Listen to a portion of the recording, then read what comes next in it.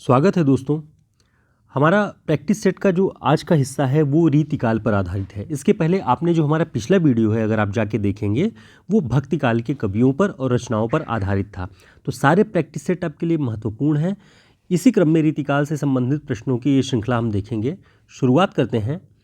पहला प्रश्न है, निम्नलिखित किस रीति ग्रंथकार कवि की रचना में भिन्न भिन्न देशों और जातियों की स्त्रियों का वर्णन है? ऑप्शन है भूपति, श्रीपति, बिहारी, देव। तो इनमें से किस कवि की रचना में अलग अलग देशों और अलग अलग जातियों की स्त्रियों का वर्णन है? तो इसका जो सही उत्तर है वह है देव। आप इन प्रश्नों के साथ अपने तैयारी का मूल्यांकन भी करते रहें, जिससे पता चलता रहे कि आपको कितने प्रश्न ज्ञात हैं। अब इसके साथ हम देखते हैं, इस प्रश्न के साथ जो एक प्रश्न के साथ कई प्रश्न तैयार करने की बात है, उसी श्रृंखला में हम देखते हैं कि जिस रचना में यह विशेषता पाई जाती है, यानी देव ने जो ऊपर के प्रश्न के आधार पर देव इसके सही उत्तर थे, तो ये जो विशेषता पाई जाती है वो देव की रचना जाति विलास में। जाति विलास के अंतर्गत उन्होंने विभिन्न देशों और विभिन्न जातियों की स्त्रियों का वर्णन किया है, ये आपको ध्यान रखना है। आचार्य शुक्ल ने लिखा है कि इस ग्रंथ में भिन्न भिन्न जातियों और भिन्न भिन्न प्रदेशों की स्त्रियों का वर्णन है।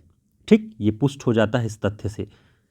वे स्त्रियां किस प्रकार की थी? वे जिसमें नाइन, धोबिन सब आ गई थी और श्रृंगारिक रूप से इनका वर्णन किया गया था। ठीक है, लेकिन इसी काल में भिखारी दास ने भी अपनी रचना रस सारांश में नाइन, धोबिन, नटिन, कुम्हारिन, बरइन सब प्रकार की स्त्रियों का वर्णन किया, भिखारी दास ने भी, लेकिन सामाजिक मर्यादा का ध्यान रखते हुए उन्हें दूती रूप में प्रकट किया या चित्रित किया हुआ है। देव ने जहाँ श्रृंगार रूप में चित्रित किया था, वहीं भिखारी दास ने उन्हीं जातियों की स्त्रियों का दूती के रूप में, सामाजिक मर्यादा के रूप में चित्रण किया हुआ है। ये भी आपको ध्यान रखना है। अगला प्रश्न है, श्री मानन के भवन में भोग्य भामिनी और तीनों को सुकियाह में गनय सुकवि सिरमौर, ये किस कवि की पंक्तियां हैं? ऑप्शन है देव, कुलपति मिश्र, बिहारी लाल, भिखारी दास। तो इसका जो सही उत्तर है वह है देव।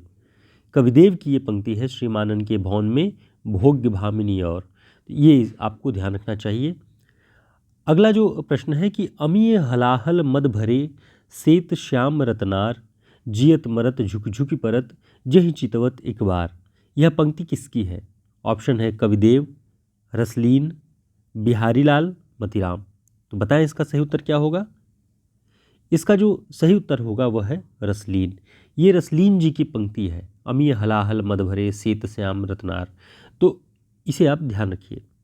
दोस्तों, अगर आप हमारे जो शॉर्ट नोट्स हैं अगर उन्हें प्राप्त करना चाहते हैं, जिसमें आपको परीक्षाओं की दृष्टि से बहुत सारे प्रैक्टिस सेट और लगभग हर विषयों पर वन लाइनर क्वेश्चन और नोट्स अवेलेबल हैं शॉर्ट में, तो आप PDF 150 रुपये में और प्रिंट बुक ऑर्डर कर सकते हैं 290 रुपये में हमारे इस नंबर पर संपर्क करके।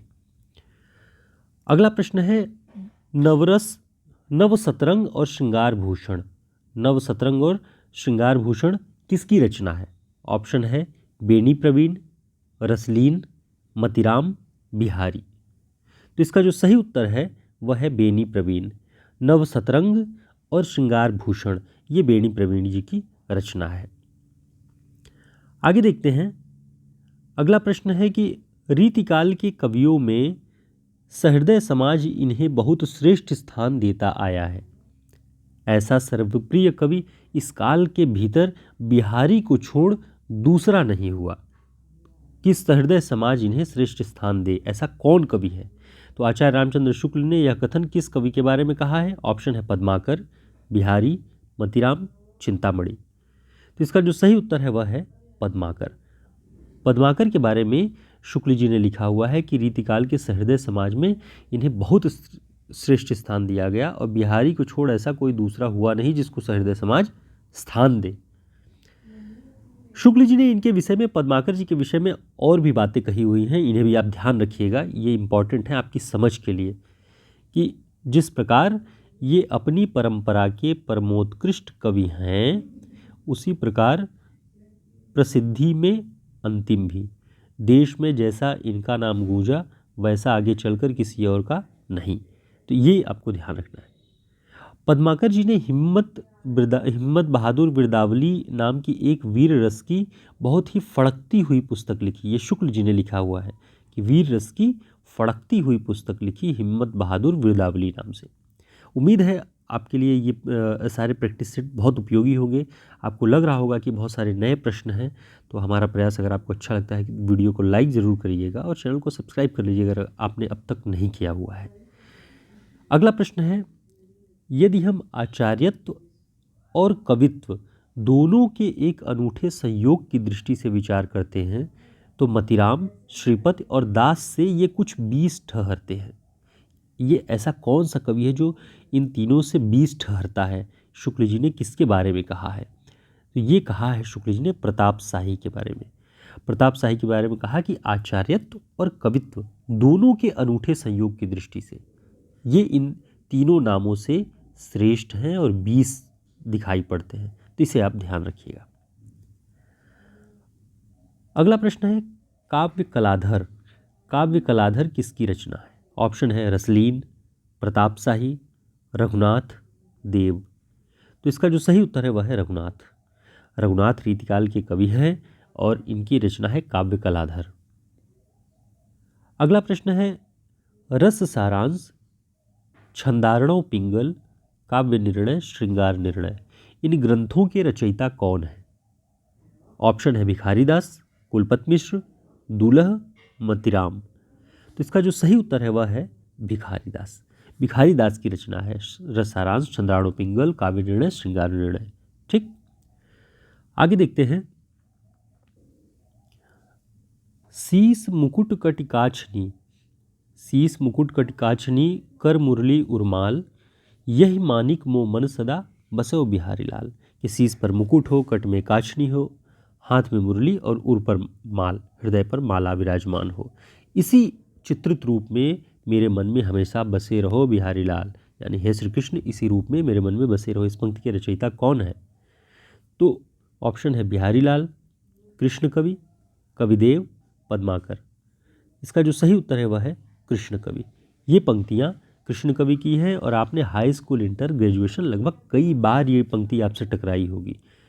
ठीक, तो इसे ध्यान रखिए, ये कृष्ण कवि की है। और कृष्ण कवि थे कौन? ये प्रसिद्ध कवि बिहारी के पुत्र थे। आचार्य शुक्ल जी ने अपने हिंदी साहित्य के इतिहास पुस्तक में लिखा हुआ है कि ये माथुर चौबे थे और प्रसिद्ध कवि बिहारी के पुत्र थे। ठीक, अगला प्रश्न देखते हैं कि मम्मट के रीतिकाल में मम्मट के काव्य प्रकाश का अनुवाद किसने किया? तो आप अगर भारतीय काव्य शास्त्र के अंतर्गत अगर मम्मट का नाम सुने होंगे, आचार्य मम्मट, तो उनकी पुस्तक का नाम है काव्य प्रकाश। उसका अनुवाद रीतिकाल में किसने किया? ऑप्शन है कुलपति मिश्र, सुखदेव मिश्र, देव, बिहारी। तो इसका जो सही उत्तर है वह है कुलपति मिश्र। कुलपति मिश्र ने मम्मट के काव्य प्रकाश का छायानुवाद किया हुआ है रीतिकाल के अंतर्गत। तो ये पॉइंट आपको इम्पॉर्टेंट हो सकता है, ध्यान रखिएगा। और इसके बारे में जो अन्य तथ्य हम देखते हैं कि मम्मट के काव्य प्रकाश का अनुवाद कुलपति मिश्र जी ने किस नाम से किया? रस रहस्य नाम से। तो ऊपर हमने देखा कि उनके अनुवाद को तो किया है कुलपति मिश्र ने, लेकिन किस नाम से किया है? रस रहस्य नाम से। कुलपति मिश्र जी की अन्य रचनाएं रस रहस्य के अलावा संग्राम सार, द्रोण पर्व, युक्ति तरंगिणी, नखशिख, तो ये सारी रचनाएं कुलपति मिश्र जी की हैं। तो इन्होंने काव्य प्रकाश का अनुवाद किया हुआ है। तो हम देख रहे थे आज रीतिकाल के अंतर्गत महत्वपूर्ण प्रश्न, ऐसे प्रश्न जो कि आपको किसी गाइड में या किसी प्रैक्टिस सेट में मुश्किल से मिल पाएंगे। और ये सारे के सारे बहुत इंपॉर्टेंट प्रश्न हैं। तो हमने आपके लिए इनका कलेक्शन किया हुआ है। उम्मीद है आपके लिए ये उपयोगी होगा। और आप चाहें तो हमारे नोट्स को परचेस कर सकते हैं हमारे इस नंबर पर संपर्क करके। फिर हम एक नए प्रैक्टिस सेट के साथ मिलेंगे। तब तक के लिए नमस्कार, शुभकामनाएं। चैनल को सब्सक्राइब कर लीजिएगा, वीडियो को लाइक कर दीजिए।